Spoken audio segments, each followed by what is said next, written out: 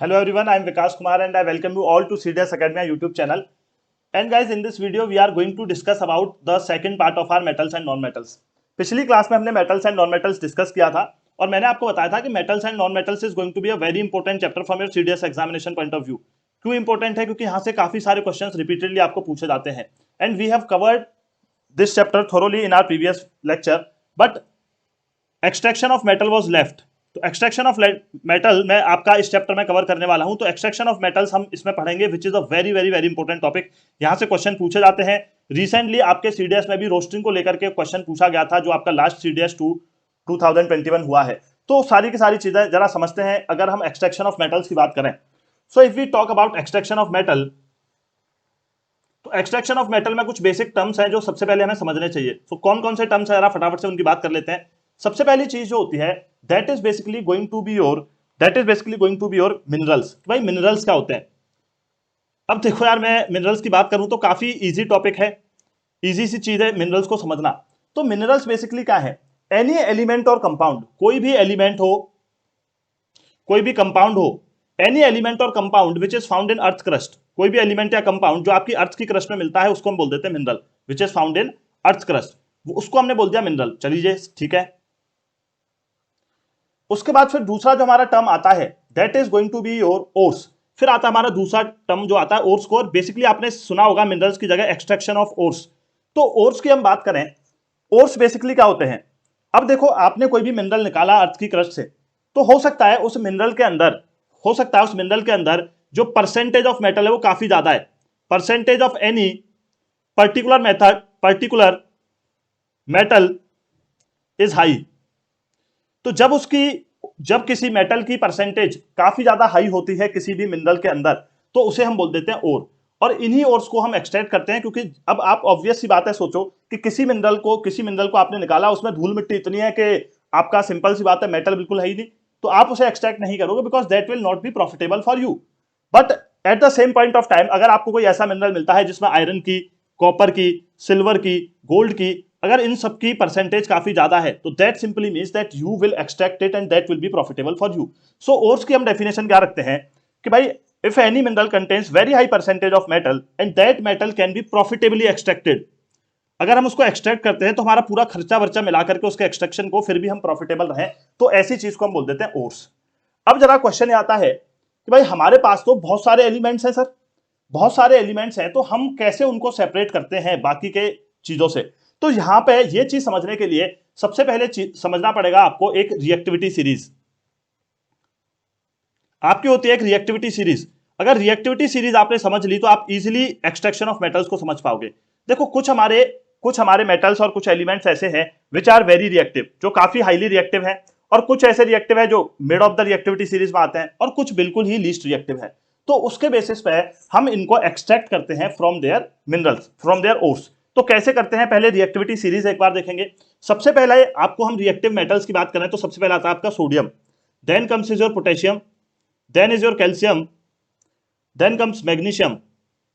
ठीक है, sodium, potassium, calcium, magnesium, then comes aluminium, zinc, iron और लेड. उसके बाद फिर हम हाइड्रोजन को रखते हैं बीच में, to separate them we keeps the hydrogen, and below hydrogen comes your copper, mercury, silver and gold. अब देखो, ये रिएक्टिविटी सीरीज में क्यों आपको बता रहा हूं, और ये आपको पता भी होनी चाहिए, बिकॉज केमिस्ट्री में इसका बहुत बड़ा रोल है. जब आप डिस्प्लेसमेंट रिएक्शंस पढ़ोगे तब भी आपको रिएक्टिविटी सीरीज की मदद पड़ेगी कि भाई कौन सा मेटल किसको डिस्प्लेस कर सकता है कि नहीं कर सकता. तो हमने बात करी सोडियम, सबसे पहले पोटेशियम लिया, ठीक है, सबसे पहले पोटेशियम लिया, देन सोडियम, कैल्शियम, मैग्नीशियम. तो ये चारों तो आपको एक साथ याद रखने हैं. क्या क्या याद रखना है? Potassium, sodium, calcium and magnesium. Then aluminium, zinc, iron, lead. ये चार एक साथ याद रखने हैं. फिर हाइड्रोजन इन सबको सेपरेट करता है. फिर जो लीस्ट रिएक्टिव है वो होता है आपके कॉपर, मरकरी, सिल्वर और गोल्ड. अब ये चीजें जानना जरूरी क्यों था? अब देखो, आपके जो मेटल्स हैं sodium, potassium, calcium, magnesium, they are very very reactive. वो काफी ज्यादा रिएक्टिव है. एल्यूमिनियम, जिंक, आयरन, लेड, वो mid of the reactivity series में आते हैं. और ये जो लास्ट में हमने पढ़ा, जो हमने लास्ट में ये पढ़े, copper, mercury, silver and gold. अब जरा समझना शुरू करो, अब आपको मजा आने वाला है क्लास में. तो हम बात करें इन चारों की, सो दे आर लीस्ट रिएक्टिव. कैसे है भैया लीस्ट रिएक्टिव है? अब लीस्ट रिएक्टिव का क्या मतलब है कि जब हमारी अर्थ के क्रस्ट के अंदर ये रहे होंगे तो इन्होंने बहुत कम कंपाउंड्स बनाए होंगे। ये फ्री स्टेट में अक्सर हमको मिल जाते हैं। ये कैसे मिल जाते हैं? हमें फ्री स्टेट में मिल जाते हैं, ठीक है जी। तो ये हमें मिलेंगे फ्री स्टेट में, तो इनको एक्सट्रैक्ट करना बहुत आसान होता है क्योंकि ये किसी से रिएक्ट नहीं करते और फ्री स्टेट में हमें मिल जाते हैं। हालांकि अगर हम मेजरली तो हमें ये फ्री स्टेट में मिलेंगे, but basically if I talk about copper and mercury, so copper and mercury are sometimes found as the ores, as sulphide ores. ये हमें किसके साथ मिलेंगे? सल्फाइड। तो सल्फाइड के साथ अगर मैं इनका फॉर्मूला बनाऊं तो मेरा क्या बनेगा? HgS सल्फाइड ओर मिलेगा मेरे को मरकरी का, और मेरे को कॉपर का भी सल्फाइड ओर मिल जाएगा, दैट इज Cu2S। चलिए तो अब जरा आगे चलते हैं। भाई ये सल्फाइड ओर्स हमें मिलते हैं, तो हम इनको कैसे सेपरेट करेंगे? फिर mid of the reactivity series में जो हमारे आते हैं, mid of the reactivity series में आते हैं, ये काफी ज्यादा रिएक्टिव होते हैं and they are majorly found as oxides, sulphides and carbonates. अब वन बाय वन मैं आपको सारे प्रोसेस बताऊंगा कि भाई ऑक्साइड्स ओर को कैसे अलग करते हैं, सल्फाइड को कैसे करते हैं, कार्बोनेट्स को कैसे करते हैं, तो वीडियो लास्ट तक जरूर देखें। फिर जो बहुत ही ज्यादा रिएक्टिव है, जो हमारे टॉप पे है, बहुत ही ज्यादा रिएक्टिव है, they will never be found in free state. Free state में आपको ये कभी नहीं मिलेंगे, और क्योंकि ये बहुत ज्यादा रिएक्टिव है तो इनके कॉम्प्लेक्स प्रोसेस होंगे इनको एक्सट्रैक्ट करने के, क्योंकि इन्होंने जो बॉन्ड बनाया होगा वो काफी स्ट्रॉन्ग बॉन्ड होगा और काफी डिफरेंट डिफरेंट टाइप के बॉन्ड्स आपके बना लेते हैं। सो ऑन अ होल हमने तीन कैटेगरी अपनी बना ली, ठीक है। तीन कैटेगरी हमने अपनी बना ली कि भाई जो हमारे सबसे लीस्ट रिएक्टिव है वो हमें फ्री स्टेट में मिल रहे हैं, एंड दे आर जो मोस्ट रिएक्टिव है never found in free state. और जो mid of the reactivity series में हमारे चार मेटल्स हैं वो या तो ऑक्साइड के फॉर्म में मिलेंगे, या सल्फाइड के, या कार्बोनेट के फॉर्म में मिलेंगे। तो अब जरा फटाफट से एक छोटा सा फ्लो चार्ट बना लेते हैं जो आपके एनसीईआरटी में बना हुआ है। With the help of that we are going to understand how we basically extract the ores. तो देखो हम ओर, सबसे पहले हमारे पास होता है ओर। अब इस ओर के साथ कई बार आपकी बहुत सारी इंप्योरिटीज होती हैं, चाहे आप सॉइल की बात करो, चाहे आप सैंड की बात करो। So all these type of contaminations are known as gang,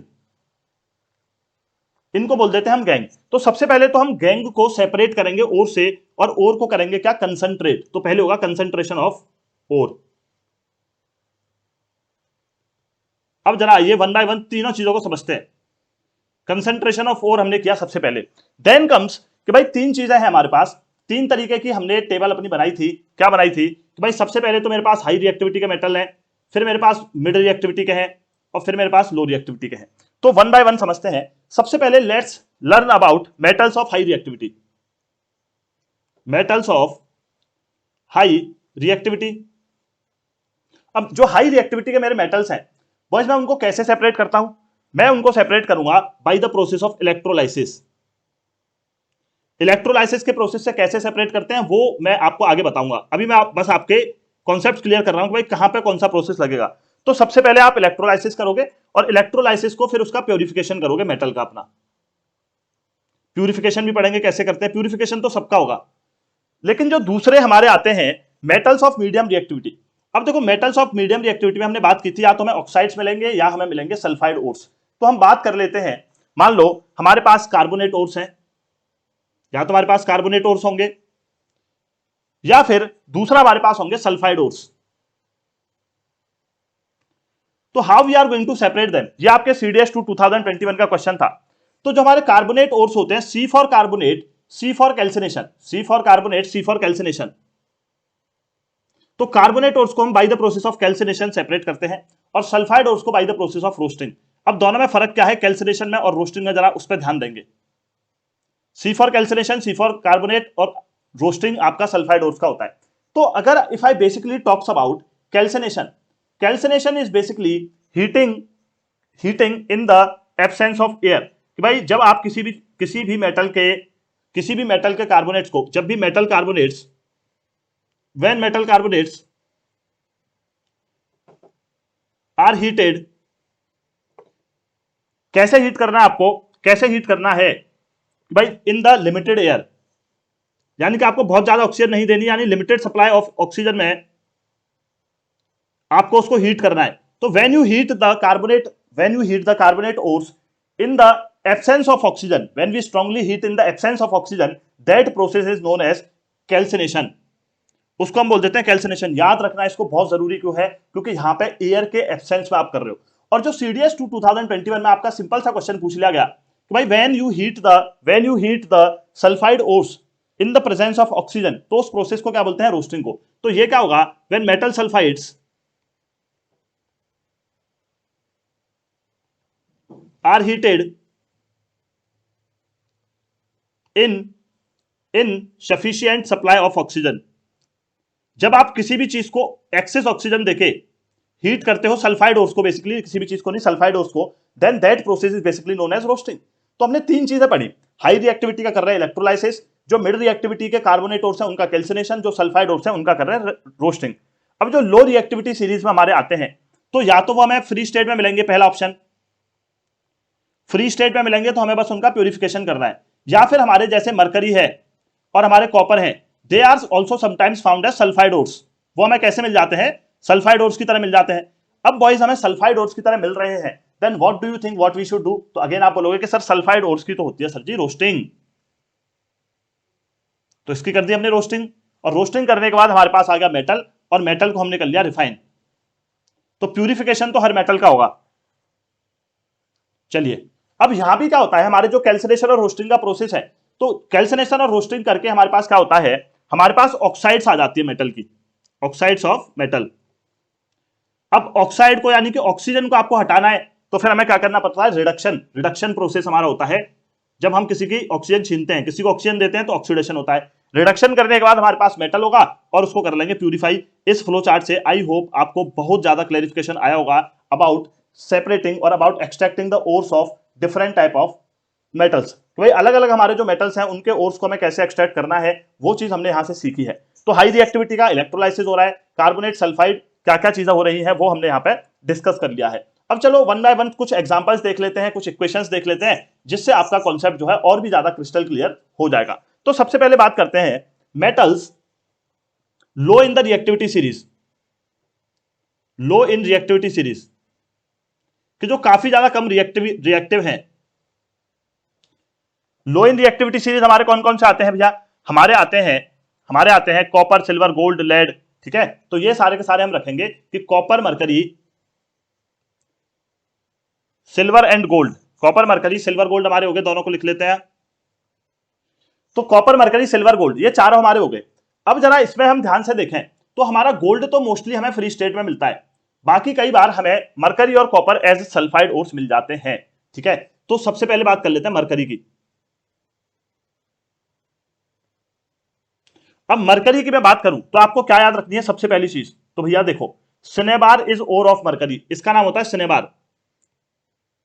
तो कहीं भी सिनेबार आपको दिख जाए तो समझ जाना ये किसकी बात कर रहे हैं, HGS, ओर ऑफ मरकरी। अब मेरे पे सल्फाइड ओर है भैया मरकरी का, तो सल्फाइड्स की मैं क्या करता हूं, रोस्टिंग करते हैं। रोस्टिंग में हम सर एयर देते हैं, बिल्कुल देते हैं जी। ये मेरा HGS है which is in solid state, मैंने इसको ऑक्सीजन की प्रेजेंस में क्या कर दिया, हीट कर दिया। तो जैसे ही हम रोस्टिंग और कैल्सिनेशन करते हैं हमें क्या मिलती है, ऑक्साइड्स मिलती हैं, HgO प्लस सल्फर डाइऑक्साइड। अब मेरे पास जो HgO मेरे को मिला उससे मेरे को सिर्फ मरकरी चाहिए, Hg चाहिए। तो मैं क्या करूंगा कि सर फिर से एक काम करो, ये इतने ज्यादा रिएक्टिव नहीं है तो इनकी ऑक्सीजन का बॉन्ड काफी स्ट्रॉन्ग नहीं होगा, तो HgO को you can simply heat it out और आपको मिल जाएगा सर मरकरी प्लस ऑक्सीजन।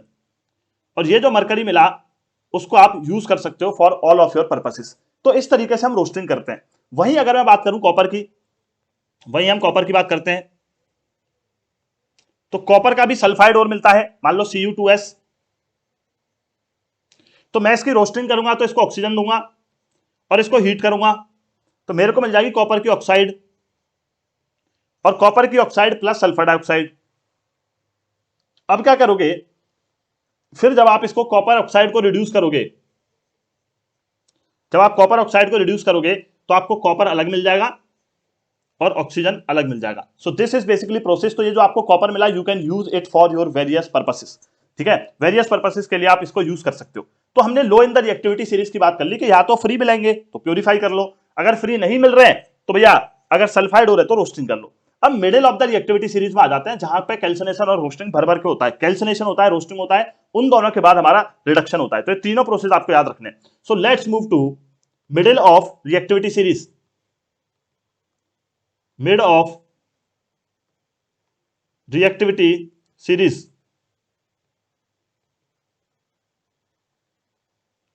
तो मिडिल ऑफ रिएक्टिविटी सीरीज में जरा फटाफट से देखते हैं कि कैसे कैसे हमारा काम चलेगा। तो मिड ऑफ रिएक्टिविटी सीरीज में या तो हमें सल्फाइड ओर्स मिल रहे हैं या कार्बोनेट ओर मिल रहे हैं। तो यहाँ पे हम रखेंगे किस किस को, जिंक आयरन, ठीक है, हमारे हो गए मैग्नीशियम एल्यूमिनियम जिंक आयरन, ये सारी की सारी चीजें हमारी आ जाएंगी। तो फॉर एग्जाम्पल मान लो हम जिंक का सल्फाइड ओर लेते हैं और जिंक का सल्फाइड ओर लिया ZnS, तो क्या कर लू मैं इसका, आप बोलोगे सर ऑक्सीजन की प्रेजेंस में हीट कर लो, which is known as roasting. मैंने इसको हीट किया, मेरे को मिल गया zinc oxide plus sulphur dioxide. Now what should I do of zinc oxide, then we will have to reduce it with the help of reducing agent. ये जो मेरे को ZnO मिला, तो इसका ऑक्सीजन का बॉन्ड सफिशिएंटली स्ट्रॉन्ग है। जैसे हमने मरकरी को सिंपली हीट करके सेपरेट कर लिया था, वैसे सेपरेट नहीं होगा क्योंकि इनका बॉन्ड काफी ज्यादा स्ट्रॉन्ग है। ZnO जिंक ऑक्साइड है ये आपकी। So we will need some reducing agents. Reducing agents वो होंगे जो इसकी ऑक्सीजन चुरा करके ले जाएंगे। तो भैया ZnO को तो हम ऐसे रिड्यूसिंग एजेंट यूज करते हैं, सबसे ज्यादा यूज होता है आपका कार्बन।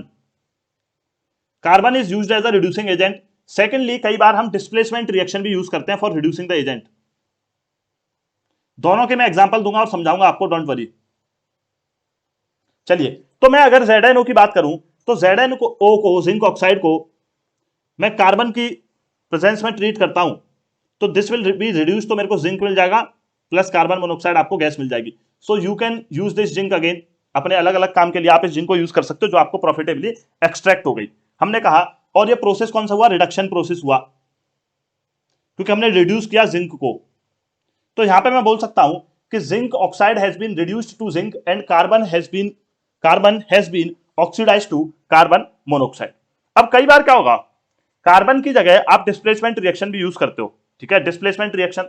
अब देखो डिस्प्लेसमेंट रिएक्शन में क्या होता है कि एक आपका मेटल ए होगा, दूसरा मेटल बी का कोई कंपाउंड होगा, चाहे वो सल्फेट हो सकता है, कुछ भी हो सकता है, ठीक है, आपका ऑक्साइड भी हो सकता है।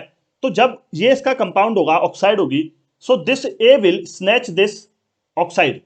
वो ए जो है इस ऑक्साइड के साथ आ जाएगा और बी हो जाएगा अलग। और यही तो हमारा मकसद था कि हमें बी को अलग करना था उसके ऑक्साइड से। सो this is basically displacement reaction in which high reactive metal displaces the least reactive metal. चलिए, अब जैसे फॉर एग्जांपल हम देखते हैं कि जैसे हमारी मैग्नीज है, तो मैग्नीज ऑक्साइड को अगर मैं एल्यूमिनियम के साथ ट्रीट करता हूं तो मेरे पे मिलेगी, मेरे को मैग्नीज अलग मिल जाएगी and aluminium is more reactive, तो एल्यूमिनियम इसकी ऑक्साइड छीन लेगा Al2O3। और मेरे को ये जो मैग्नीज मिलेगी, फिर हम इसको यूज कर सकते हैं अपने हिसाब से। अब जरा आगे चीज देखो, आगे देखो, ये जितने भी आपके रिएक्शंस होते हैं ना, displacement reaction, they are mostly highly exothermic. ये एक्सोथर्मिक होते हैं। एक्सोथर्मिक का मतलब होता है कि किसी भी रिएक्शन में जब बहुत ज्यादा हीट निकलती है, जैसे आप चूना घोलते हो कैल्शियम ऑक्साइड पेंट करने के लिए व्हाइट, तो वहां पे आपने देखा होगा कि बहुत धुआं निकलता है जब आप CaO डालते हो पानी में, पानी को स्टिर करते हुए, तो बहुत धुआं निकलता है and such type of reactions are known as exothermic. अब क्योंकि ये एक्सोथर्मिक होते हैं, तो जो भी हमें मेटल्स मिलेंगे वो मोल्टन स्टेट में मिलेंगे। अब जरा याद करो, अपनी डेली लाइफ में आप एक चीज देखते हो, वेल्डिंग। आप क्या देखते हो, welding. So welding is also a displacement reaction. हम आयरन के आर्टिकल्स की वेल्डिंग कर देते हैं। अगर मान लो हमारी रेल की पटरी टूट गई, उसकी हम वेल्डिंग कर देते हैं, कोई क्रैक आ गया, या हमारे कोई डेली यूटेंसिल्स हैं, थोड़े हैवी यूटेंसिल्स हैं आयरन के, उनमें कोई क्रैक आ गया, उसकी हम वेल्डिंग कर लेते हैं। तो वो वेल्डिंग जो प्रोसेस है, that is also the form of this reduction and this exothermic reaction. Welding में क्या यूज होता है, जरा फटाफट से देखते हैं। रेलवे ट्रैक्स हो गए, मशीन हो गई, आपकी सारी की सारी चीजों को हम जोड़ते हैं। तो हमारे ये जो चीजें बनी है, रेलवे ट्रैक्स और machine, they are made up of iron. तो क्या होता है कि आयरन की ऑक्साइड बन जाती है। जब एटमॉस्फेयर की एयर से जब आपका आयरन रिएक्ट करता है, तो आयरन ऑक्साइड बना लेता है अपनी, और फिर जो आप एल्यूमिनियम के साथ उसका रिएक्शन कराते हो, जो आप वेल्डिंग में कराते हो, this is basically your thermite reaction. इसको बोलते हैं थर्मेट रिएक्शन, वेल्डिंग। तो एल्यूमिनियम की प्रेजेंस में जब आप इसको ट्रीट करते हो, तो आप देखते हो कि बहुत ही लार्ज अमाउंट ऑफ हीट निकलती है और आयरन जो है वो पिघल जाता है, मोल्टन स्टेट में आ जाता है, लिक्विड, और एल्यूमिनियम ऑक्साइड बनता है और बहुत सारी हीट निकलती है। तो ये जो आयरन मोल्टन स्टेट में होता है, तो इसकी वजह से आप इसको स्प्रेड कर देते हो और आपका आयरन स्प्रेड होकर के आपका दोनों जॉइंट्स बन जाते हैं। इसी तरीके से हम जोड़ते हैं अपने रेलवे ट्रैक्स को, मशीन्स को, या किसी भी आयरन आर्टिकल को। So this process is basically used for that purpose and this reaction is also known as thermite welding. So हमने बात की कि made of the reactivity series में जो है उनको हम इस तरीके से सेपरेट करेंगे और कई बार हम डिस्प्लेसमेंट भी करा लेते हैं उनका for to meet our purpose. अब जरा आगे चलते हैं। मिड की बात कर ली भैया, लो की बात कर ली, अब top of the reactivity series की बात करते हैं। टॉप पे हमारे कौन है भैया, पोटेशियम है, सोडियम है, कैल्शियम है। तो इस तरीके के जो बेसिकली हमारे मेटल्स होंगे उनको हम कैसे सेपरेट करेंगे। अब जरा देखो, ये जो है बहुत ज्यादा रिएक्टिव है, तो ये सिंपल रिडक्शन प्रोसेस से आपके कभी अलग नहीं होंगे। जो आपने कार्बन से ऊपर ट्रीट किया, आप बोलो सर इनकी ऑक्साइड्स को हम कार्बन से ट्रीट कर देते हैं, नहीं होंगे, ठीक है, क्योंकि बहुत स्ट्रॉन्ग बॉन्ड से बनाते हैं आपके और काफी ज्यादा रिएक्टिव हैं। तो बेसिकली इनके लिए हम जो प्रोसेस यूज करते हैं उसको बोलते हैं इलेक्ट्रोलाइटिक रिडक्शन। क्या बोलते हैं उसको, इलेक्ट्रोलाइटिक रिडक्शन। जरा देखेंगे कैसे। जैसे हमने एनोडाइजिंग पढ़ा था, वैसे इलेक्ट्रोलाइटिक रिडक्शन कुछ ऐसा ही है। अब जरा आगे चलते हैं। तो इलेक्ट्रोलाइटिक रिडक्शन हम इनका करेंगे, उसमें हम करते क्या है, तो बेसिकली जो सोडियम मैग्नीशियम कैल्शियम आपके हैं वो मोल्टन क्लोराइड्स के फॉर्म में क्लोराइड से बॉन्ड बना के हमें मिलेंगे। मान लो सोडियम क्लोराइड मिला हमें,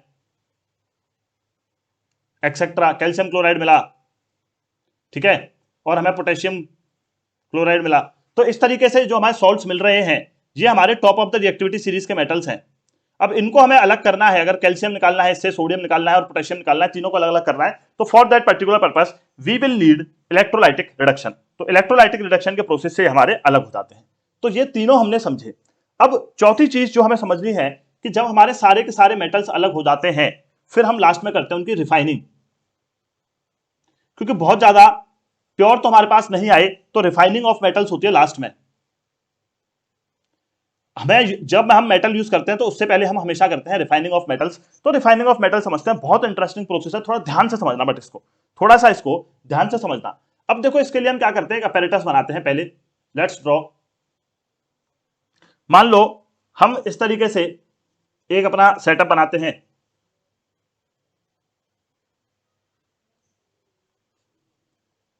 ये मान लो कोई कंटेनर है आपके पास, इस कंटेनर में आप इसका इलेक्ट्रोलाइसिस करोगे तो आप भैया, एक कैथोड होगा एक एनोड होगा आपका। हमने ये बना लिया एनोड या कैथोड मान लो इसको।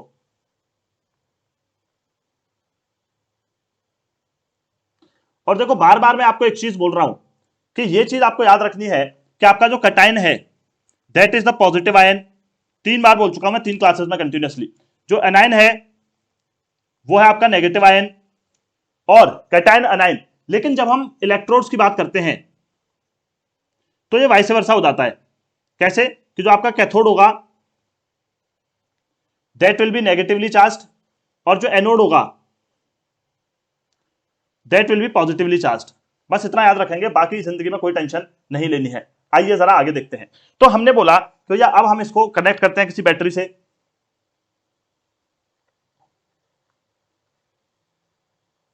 अब ये मेरा पॉजिटिव टर्मिनल है, ये मेरा नेगेटिव टर्मिनल है बैटरी का। तो हमें पता लग गया कि ये मेरा पॉजिटिव होगा, ये नेगेटिव होगा, यानी कि इसको मैंने नाम दे दिया एनोड। ये मेरा जो इलेक्ट्रोड है इसको बोल दिया एनोड। ये जो मेरा दूसरा इलेक्ट्रोड है इसको मैंने बोल दिया कैथोड। इतना करने के बाद हम क्या करते हैं कि मान लो अगर हम कॉपर को सेपरेट कर रहे हैं तो हम जो सॉल्यूशन लेंगे इस अपने अपैरेटस के अंदर, इस कंटेनर के अंदर जो हम ये सॉल्यूशन लेंगे, जो मैं येलो कलर से आपको डिनोट कर रहा हूं कि इसके अंदर सॉल्यूशन होगा पूरा।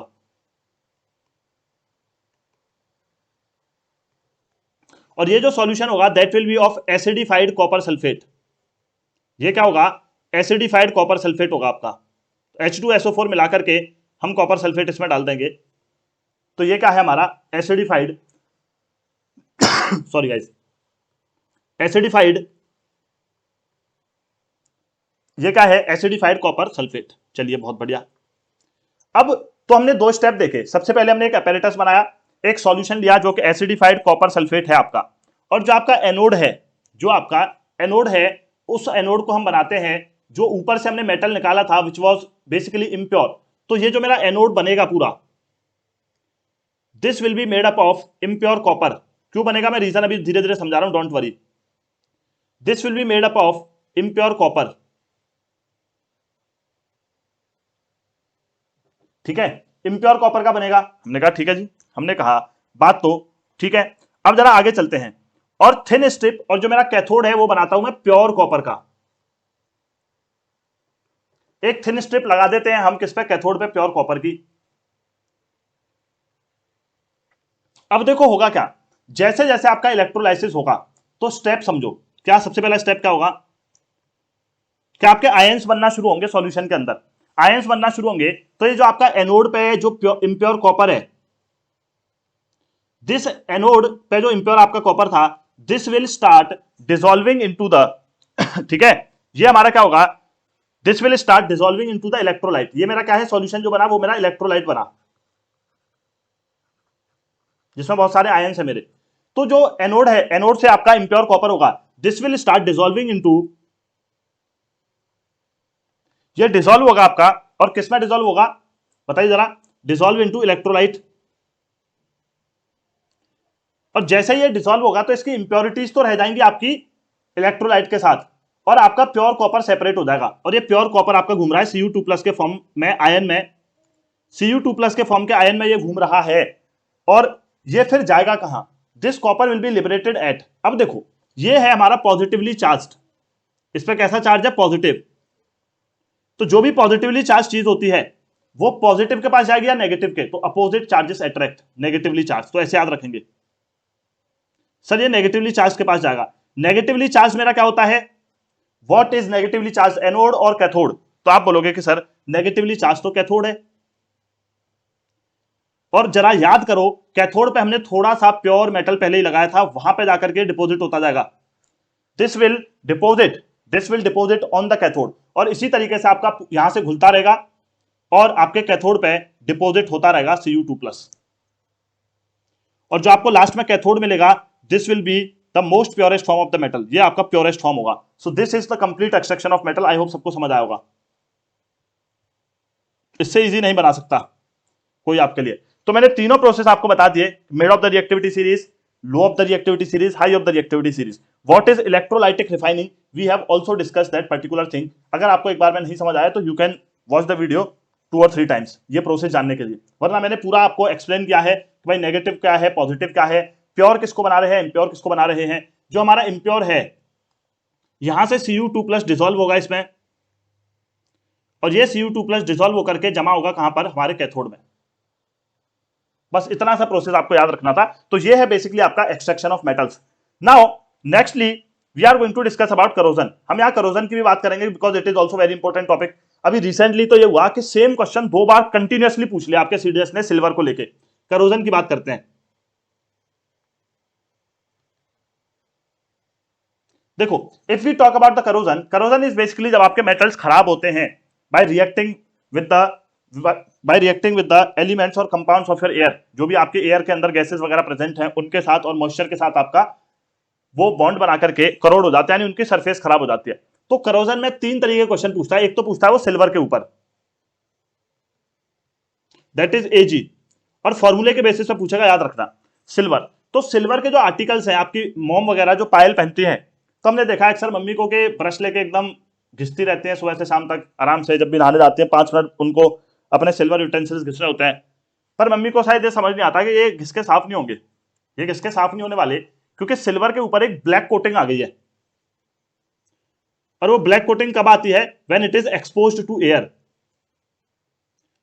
और भैया एयर में एक्सपोज करने के लिए हम खरीदते हैं अपने सारे ऑर्नामेंट्स सबको दिखाने के लिए, तो हम छुपा भी नहीं सकते, तो वो तो आएगी ही आएगी, इसका ये शॉर्ट सा मतलब है।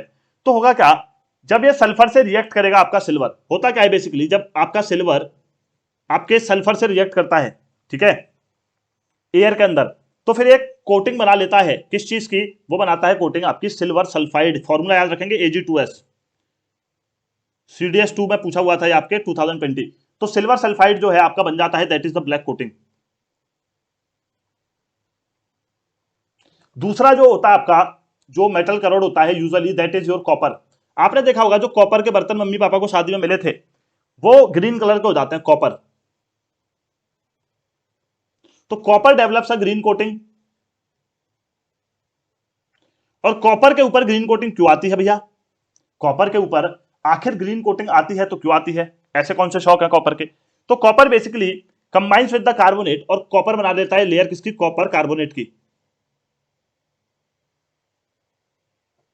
And copper carbonate is basically your CuCO3। तो CuCO3 की उसका कोटिंग बन जाती है। तीसरा जो करोजन हम पढ़ते हैं उसको आप मेजरली रस्टिंग भी बोलते हो, that is your iron, rusting of iron. देखो आयरन की हम रस्टिंग की बात करें तो आयरन कैसे रस्ट होता है उस चीज को समझो। आयरन को रस्ट होने के लिए there are two conditions required. Two required conditions हैं। सबसे पहली कंडीशन है कि भाई उसको एयर मिलनी चाहिए, यानी ऑक्सीजन मिलनी चाहिए उसको। दूसरी, उसको मॉइस्चर मिलना चाहिए। मॉइस्चर मिलेगा किसको? आयरन को।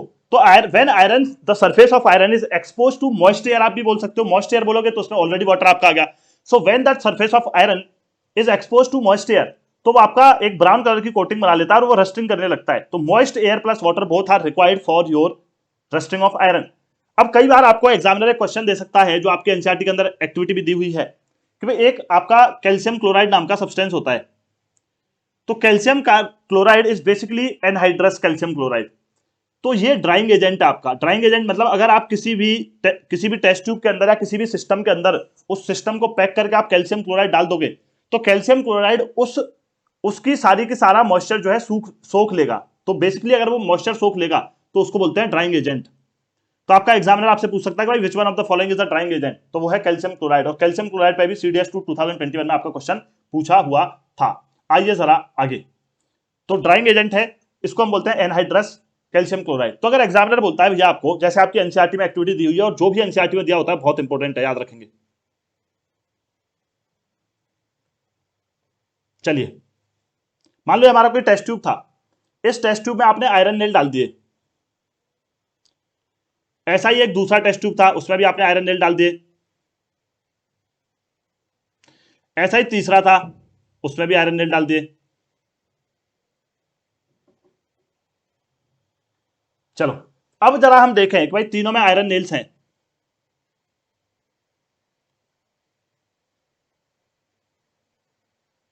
तो तीनों में जब आपने आयरन नेल डाल दिए, पहले वाले में क्या करा आपने, वाटर भी डाला थोड़ा सा, और जो ऑलरेडी ऑक्सीजन प्रेजेंट थी आपने इसे पैक किया, तो उसकी वजह से आपकी आयरन नेल रस्ट हो जाएंगी। Yes they will rust.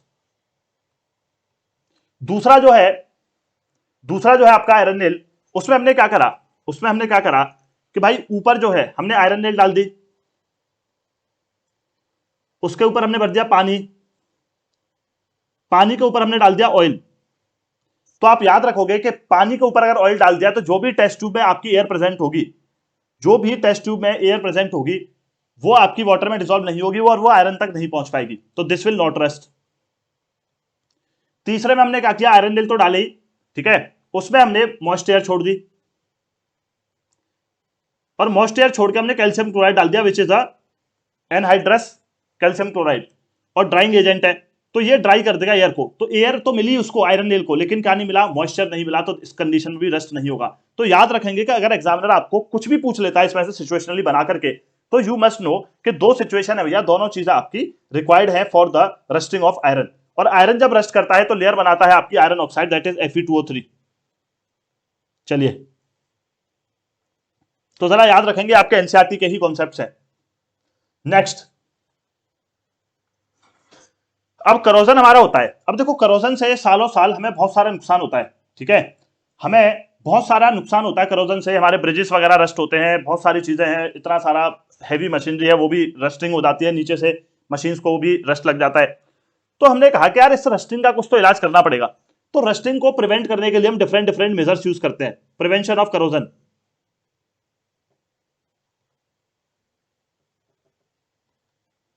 Prevention of corrosion के देखो क्या क्या चीजें हैं वो हम पढ़ते हैं वन बाय वन। सबसे पहले हम बात करें तो कई बार सिंपलेस्ट जो वे है आपकी वो है कि आप पेंट कर देते हो। पेंट करने से क्या होता है, जो सरफेस है वो ऑक्सीजन से रिएक्ट नहीं कर पाती, तो आप पेंट कर देते हो। कई बार हम ऑयलिंग करते हैं, because oiling also prevents the moisture to meet with the iron, ठीक है, आर्टिकल। फिर कई बार हम ग्रीस भी लगाते हैं, ग्रीसिंग। तो पेंटिंग, ऑयलिंग, ग्रीसिंग, यह सारी चीजें हम यूज करते हैं। उसके बाद कुछ और चीजें होती हैं, जैसे एक प्रोसेस होता है आपका गैल्वेनाइजेशन, जो आपके एग्जाम में पूछा आता है, उसको याद रखेंगे। Second process is your galvanisation.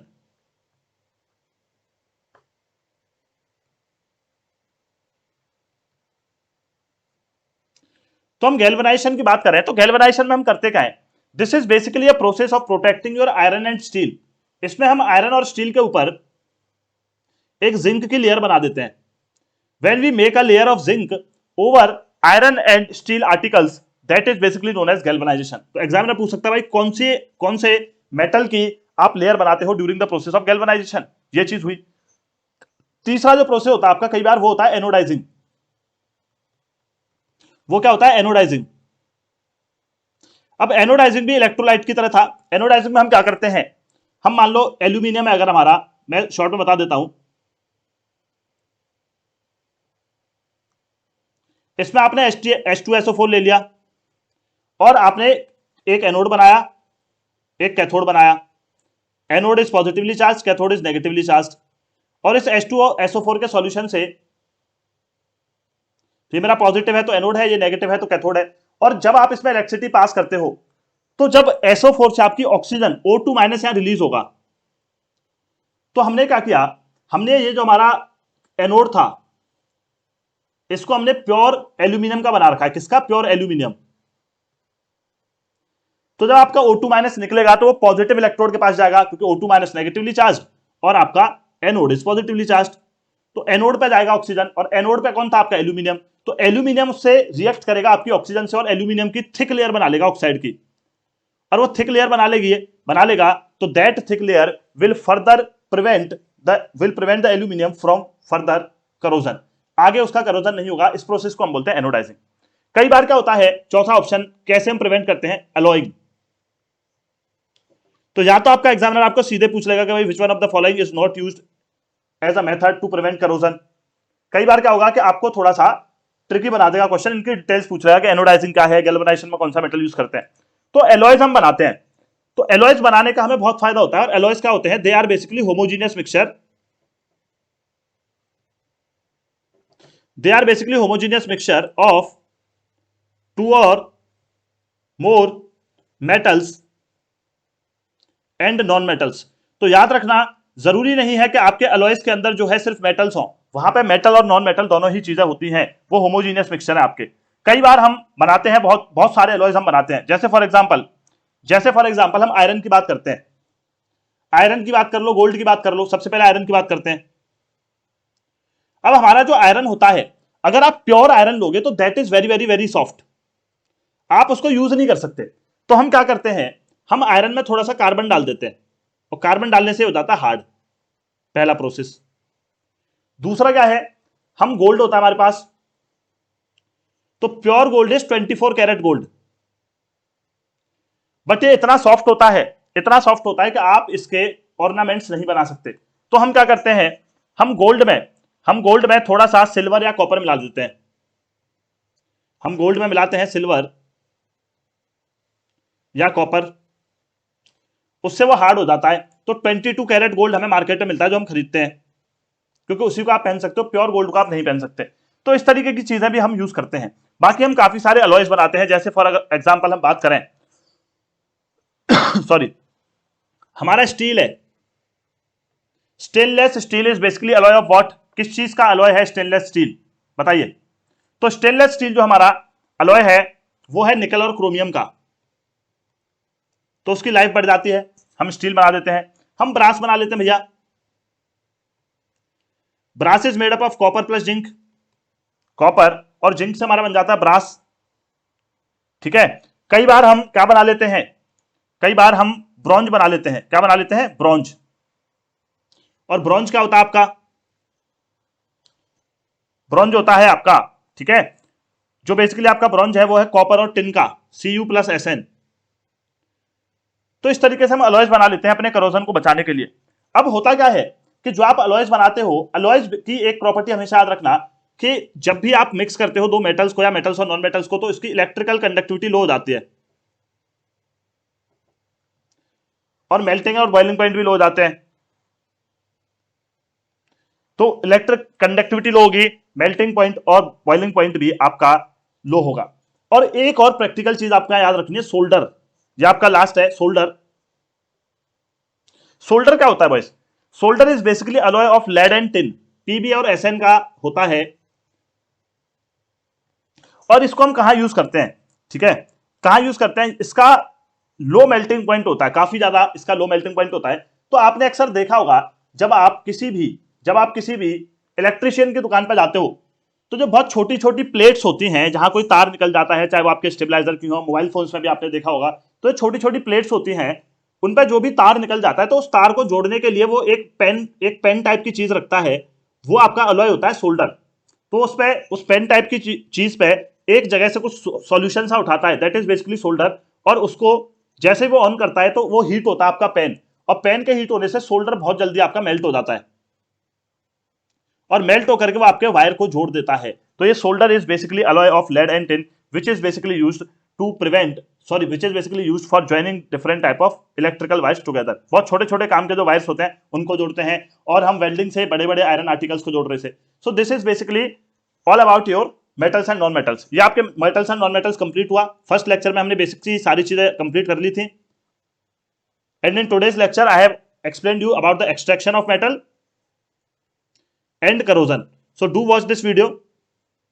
Usually 1 से 2 क्वेश्चन आपको यहां से बहुत ज्यादा प्रोबेबिलिटी है कि मिले, मिनिमम एक तो आपको क्वेश्चन यहां से मिलेगा ही। So do watch this video, okay. So this is all from my side, यहीं तक है। बाकी एक कार्बन एंड इट्स कंपाउंड्स की एक छोटी सी वीडियो आपकी रह रही है regarding the combustion and ethanol and ethanoic acid, so that I will be uploading soon. So bye bye guys, take care, जय हिंद, प्रिपेयर वेल।